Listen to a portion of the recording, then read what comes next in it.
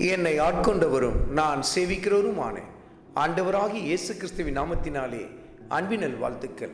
கிறிஸ்து இயேசுவுக்குள் மிகவும் பிரியமான அன்பு சகோதர சகோதரிகளே, ராஜாக்களின் 2வது புத்தகத்தில் 4வது அதிகாரத்தில் 30வது வசனத்தில், பிள்ளையின் தாயோ நான் உம்மை விடுகிறது இல்லை என்று கர்த்தரின் ஜீவனையும் உம்முடைய ஜீவனையும் கொண்டு சொல்லுகிறேன் என்றார். அப்பொழுது அவன் எழுந்திருந்து அவள் பின்னே போனான். கர்த்தருடைய ஆவியானவர் இந்த இடத்தில் நமக்கு சுட்டிக்காட்டுகிற காரியத்தை சற்று கவனித்து பாருங்கள்.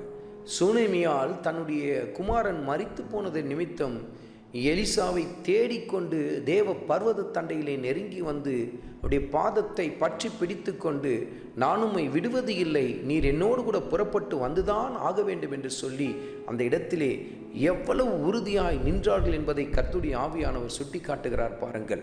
ஏனென்றால் உங்களை ஆண்டவர் இயேசு கிறிஸ்துவின் பிரசன்னத்தை விட்டு பிரிப்பதற்காகத்தான் இந்த உலகமானது தீவிரமாய் போராடி கொண்டிருக்கும். உங்கள் வாழ்க்கையில் நீங்கள் சந்திக்கிற எந்த பிரச்சனையானாலும், போராட்டமானாலும், துக்கம் நிறைந்த பாதைகளானாலும் அது உங்களை தேவ சன்னிதானத்துக்கு போக விடாதபடிக்கு உங்களோடு கூட போராடி கொண்டிருக்கும்.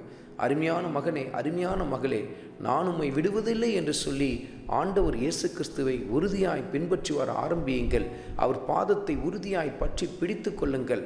உங்கள் வாழ்க்கையில் இருக்கிற எந்த பிரச்சனையானாலும், எந்த போராட்டமானாலும் அவைகள் அத்தனையும் ஆண்டவர் இயேசு கிறிஸ்து நிச்சயமாய் மாற்றுவார். அவருடைய வசனத்தை உறுதியாய் பற்றி பிடித்து கொள்ளுங்கள். கர்த்தர் உங்கள் வாழ்க்கையிலே மகிமைப்பட ஆரம்பிப்பார்.